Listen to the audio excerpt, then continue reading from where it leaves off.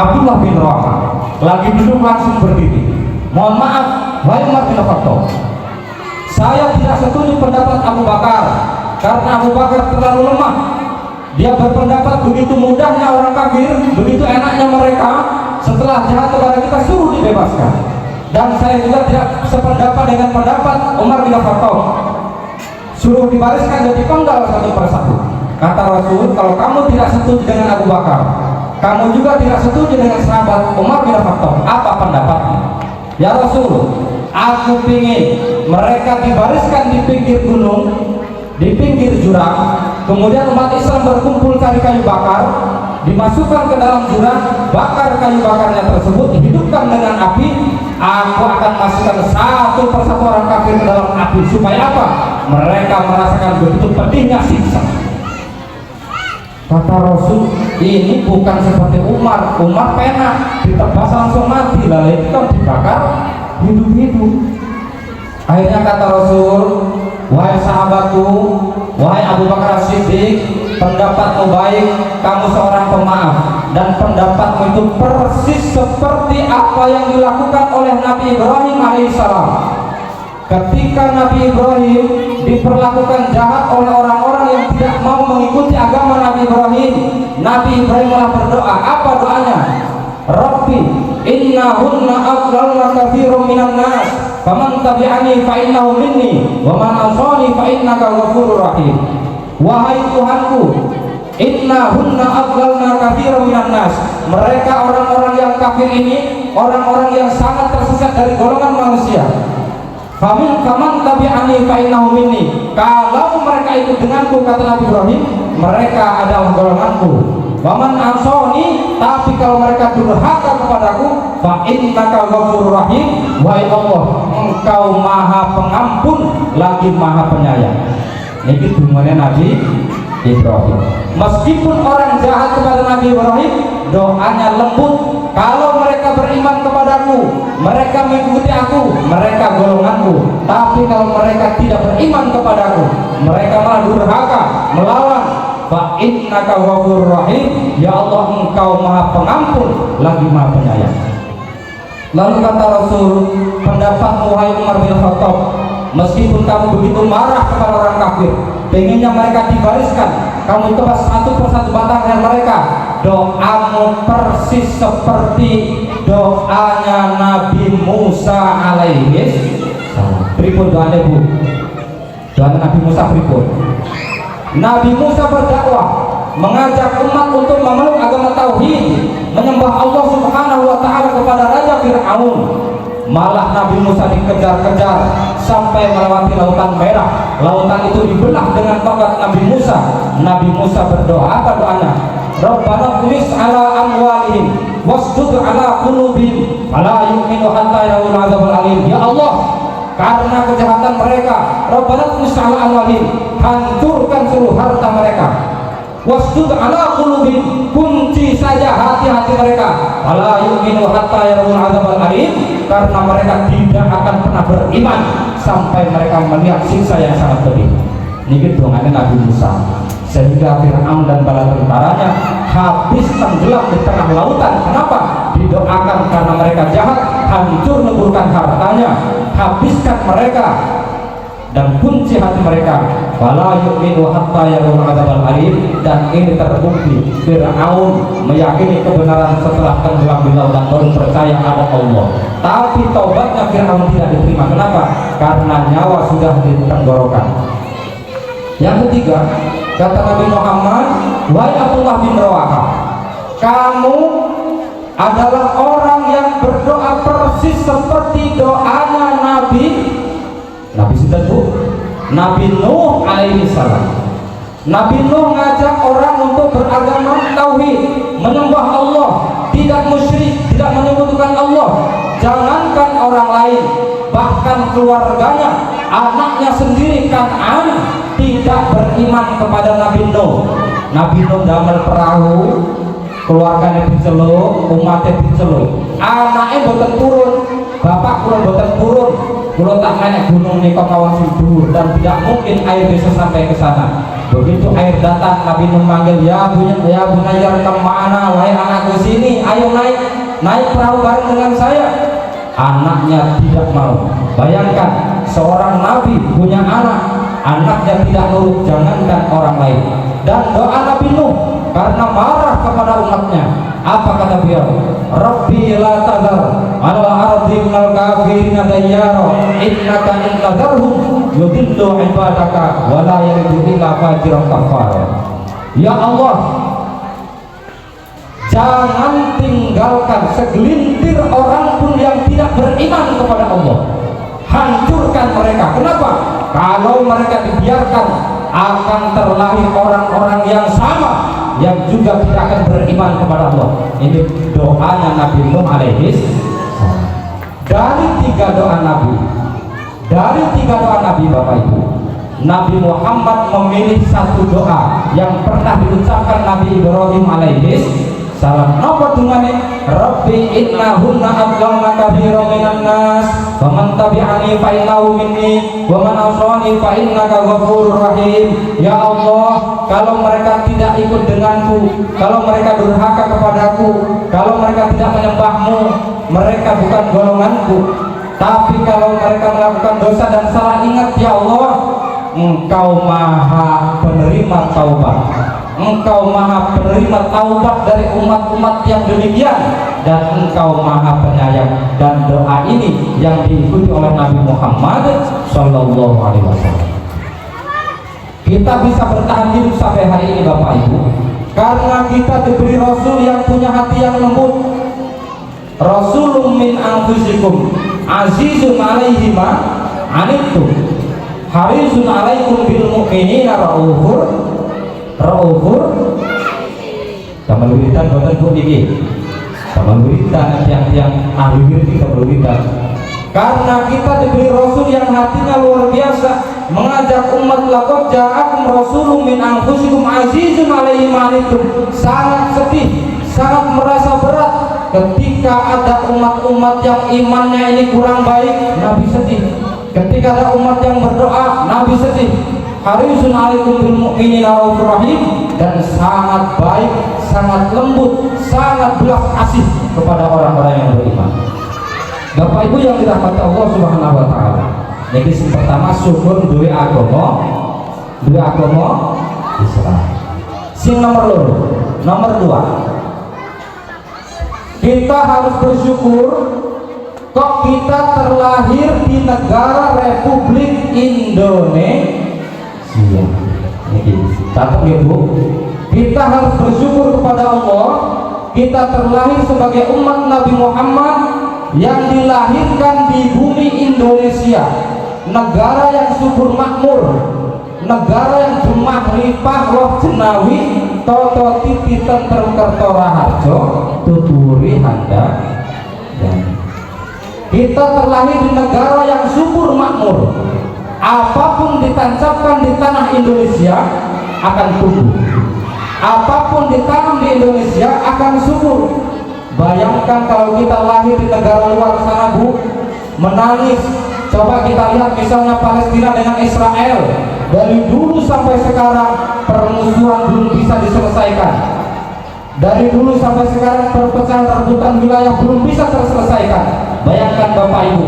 Makanya kalau ini cerita, ketika Lazisnu Lampung Barat, lembaga amil zakat infak sedekah Lampung Barat menggalang dana peduli Palestina, urunan jangan urunan boten sejauh ini boten.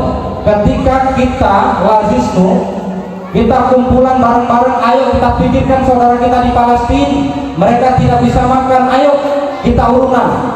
Ada yang negor saya Bu, pripun ngomong Mas Yasir, nggak usah jauh-jauh mikirkan negara orang lah, wong tetangga kita aja gak makan gak kamu pikirkan, ngoten enten sih ngoten kalau Mas Yasir, rasa jatuh mikirnya Palestina lah, wong tetangga kita mungkin pamanmu bibimu yang di sana aja gak bisa makan, kamu gak pernah pikirkan.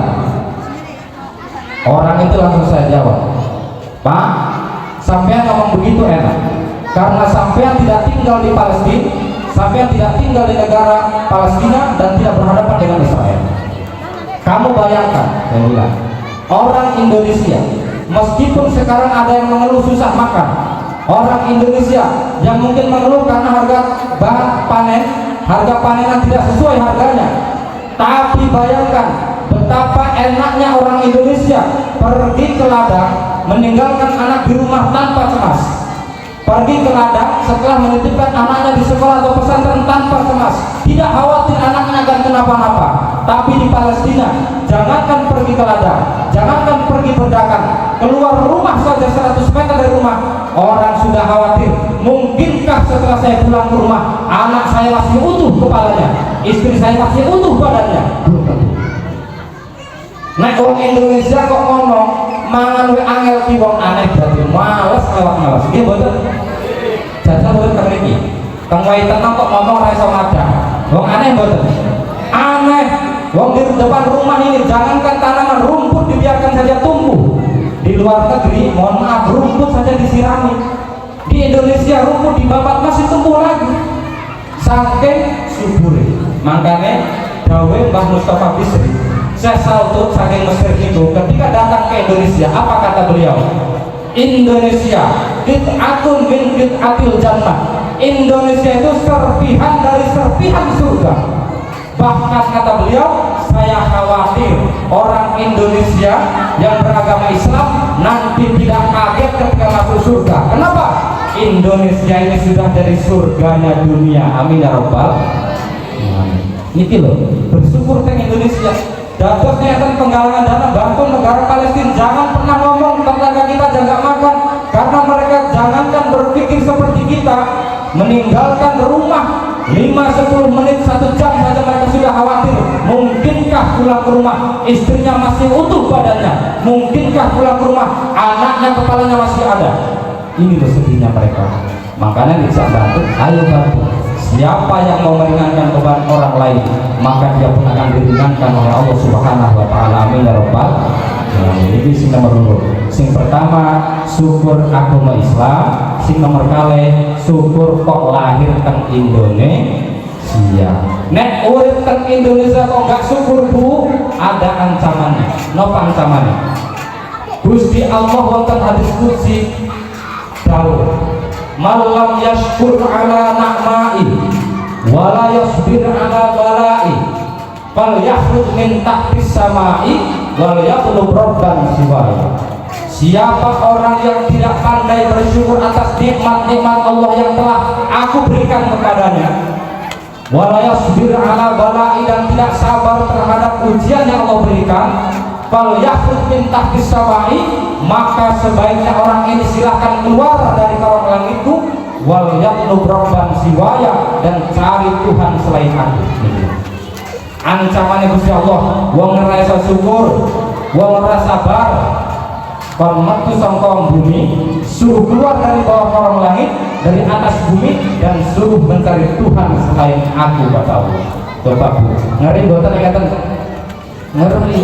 Kon syukur ora iso, kon sabar ora iso, wis ora usah kolong langit, metu wae. Bar niku silahkan cari Tuhan selain aku. Dan kita umat Islam yakin la ilaha illallah Muhammadur Rasul, tiada Tuhan selain Nabi Muhammad adalah utusan Allah. Jadi syukur Islam. Yang kedua, syukur kita terlahir di Indonesia. Bapak Ibu yang dirahmati Allah Subhanahu wa taala. Yang ketiga, wis ketelu sakniki. Niki bertelu bahasa kakek temane iki.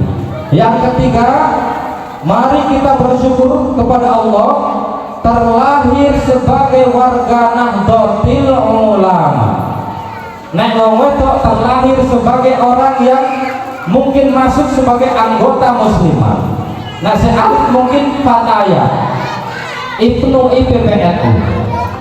Kenapa ini perlu disyukuri? Wajib disyukuri karena penjaga tradisi Nusantara yang sampai hari ini masih mengokohkan bangsa adalah Nahdlatul Ulama. Ulama-ulama kiai-kiai sing sampai hari ini orang mengharamkan rokok yang Nahdlatul Ulama. Ulama-ulama sampai sekarang yang tidak membid'ah-bid'ahkan, tidak melarang muludan, tidak melarang Isra Mi'raj, tidak melarang hibaan, tidak melarang berjanjian, tidak melarang syukuran yang bernadotul ulama. Dan NU ini penyumbang negara terbesar. Apa buktinya? Bayangkan Bu, naik ke Lampung Barat ada 1000 masjid umpamanya. Satu masjid mengadakan maulid Nabi, berapa kue yang dibuat, berapa plastik yang dibelanjakan, berapa hidangan yang kita beli, dan berapa bapak-bapak yang merokok. Hari itu adalah hari sumbangan orang NU terhadap negara yang sangat besar. Ya betul. Ya. Sing ngerokok berarti terus ngerokok. Kenapa? Perokok ini penyumbang jalan terbesar di Indonesia. Nek wong mau spray ngerokok, entek Bu, pajak terbesar adalah para perokok. Syukur mawon Bu, nek sing lanang itu ngerokok atau mana? Gua sing ngerokok sawan nang buka mah. Ibu-ibu nek ngono aku tak ngerokok sisa. Dia monggo nek guru. Niki memang repot Bu. Wong lanang niku kadang-kadang Masya Allah niki kula tak cerita sing asli dadi ceritanya bapak-bapak sing boten wonten sampeyan jenengan. Kadang-kadang bapak-bapak itu ngerokok bukan menikmati Bu, sedang bagaimana menyelesaikan masalah yang dipikirkan, merenung sambil merokok, mikir besok mau ngapain, besok kalau ke kebun mau nanam apa, kalau panen mau bagaimana, anaknya mau diapakan, mau disekolahkan di mana, mau mondok di mana, mikir kalau merokok Bu. Itu loh bapak-bapak itu. Jadi jadi pahit wae. Balik ke kebun, Masya Allah saya kesel-kesel kadang-kadang. Assalamualaikum waalaikumsalam. Gawe kopi mah. Kopi gawe apa? Kopi taci alman. Kae lho. Mentawon akeh gawe dulu. Iku nek wong lanang dikatakan sakit betul Pak. Sakit Bu kita omong kan. Gawe dhewe kaya alman banget. Kopi aneh, teh aneh, gula aneh, bareng udah dhewe tak ngomong. Ya rasane suman ora gelem. Mama tuh yo kesel kan isu mau gawe nang ngurusi anak ya lucu yo masak yo tamu yo bakar barang yo kono gawe dhewe ya wis tak gawe nang mama. Begitu ke dapur buat anu sendiri yo jenenge disenangi sing lanang kok. Disenangi sing wedok yo gawe dhewe putih-putih yo.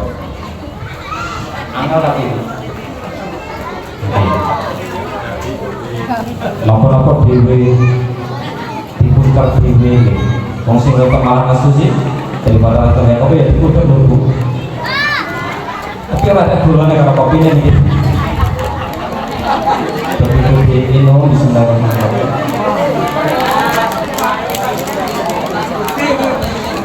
lah kok saya mudek nih sing weton nyusul nyapa Pak ya gawe kopi tomat hasil kok gawe dhewe ya wis aku gawe kisisan ya Pak wis ora gelem gawe ke malah nggawe sisan sabar nek wonten Pak sing penting ngerokok lah rampung masalah iki mboten wong lanang niku Bu batisne sing wedok begitu iso ngerokok niku sewenang asal wis ngebul mabur masyaallah masalah iki mabur niku kebul rokok niku rampung dadi ojo kae teman-teman niki oh nek ngono ya repot iki nek sing boten ya boten usah nek sing pun kadung ya monggo dilanjut sumbangan terbesar itu ya para perokok.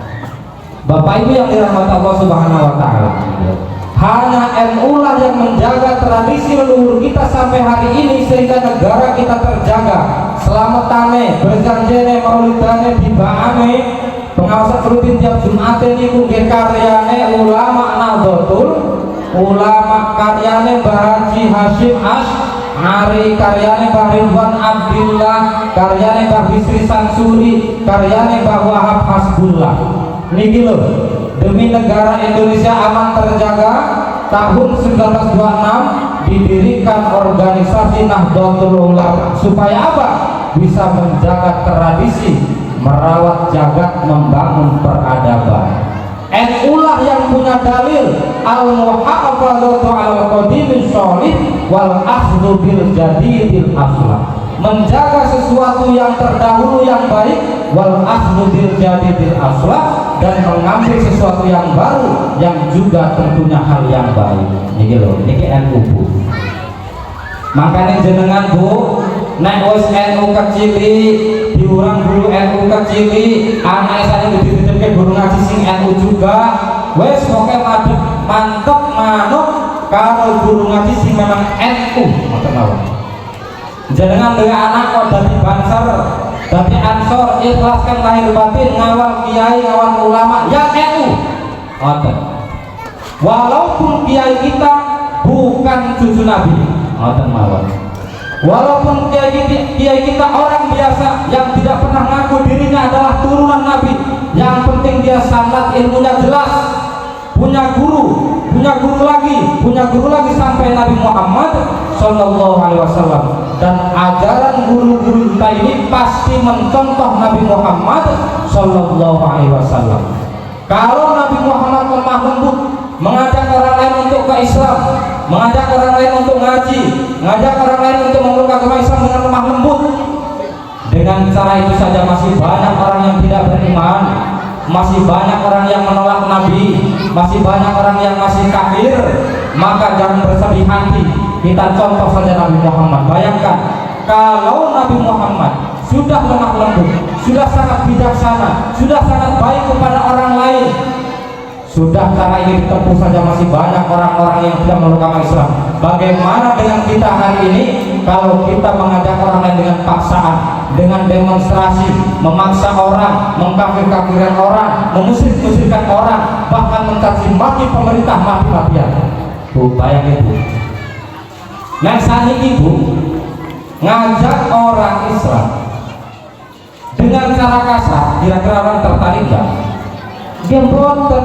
Kenapa? Nabi saja yang sudah lemah lembut, banyak orang yang tidak beriman, bahkan pamannya sendiri tidak memeluk agama Islam. Nah kalau sekarang ada umat Nabi yang ngaku keturunan Nabi, bahkan ngaku dzurriyyahnya, ngaku ahlul baitnya, ngajak orang untuk masuk Islam, ngajak orang bertawaf dengan cara marah-marah, dengan demonstrasi, mustahil orang akan tertarik kepada Islam. Kenapa? Cara yang ditempuh bukan cara yang dicontohkan oleh Nabi Muhammad Sallallahu Alaihi Wasallam. Ini dulu.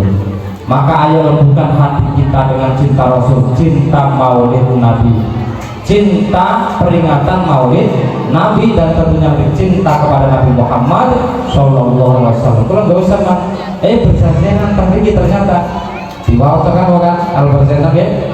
Al-jannatu wa na'imuha sa'bul liman yusalli wa yusallim wa yubarik alaih. Orang ini juga ini Ibu jawabannya mungkin tapi boleh baca. Bismillahirrahmanirrahim. Nah itu mau dibaca ini. Al-tadi'ul imla bismillatil aliyah mustatirran faydan barakati ala ma'ana lahu wa awla.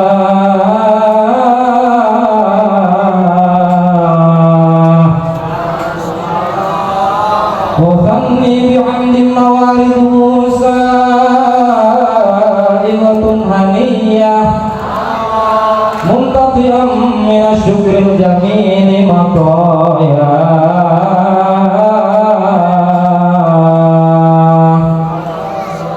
Usalli usallim ala nuril mawsufi bitaqaddumi wal awwaliyah al-muntaqimi fil ghuraril karimati wal jibal.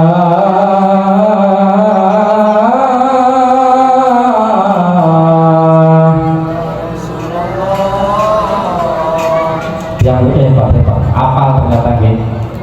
Wong Allah kok ya apal. Kalau ngocok teman ya ngampun pada gitu. Kalau jenengan ibu-ibu, bapak-bapak usianya yang mungkin 50, 60, 70 tahun masih hafal, ayo berjanji ini kita kasihkan ke anak-anak kita supaya hafal juga. Ayo tradisi perjanjian ini kita wariskan kepada anak-anak kita yang ada di TPA, di TPQ, di Masjid dan di pesantren. Ini tradisi leluhur kita yang tertanam sejak Indonesia belum merdeka. Jangan tertarik dengan hal-hal yang baru yang kita tidak ngerti maksudnya, tidak ngerti artinya, yang belum tentu tujuannya sama. Maulid Al-Barzanji dulu dirancang supaya apa? Umat Islam punya semangat, Umat Islam mengenal nabinya, umat Islam mengenal akhlak Rasulullah, umat Islam mengenal bagaimana Rasulullah memperlakukan istri dan anak-anaknya, umat Islam mengenal bagaimana perjuangan Rasul, bagaimana dengan tetangganya, bagaimana dengan lingkungannya. Maka ajarkan Maulid Ad-Dibahin atau Al-Barzanji ini kepada anak-anak kita. Ayo diwarakin.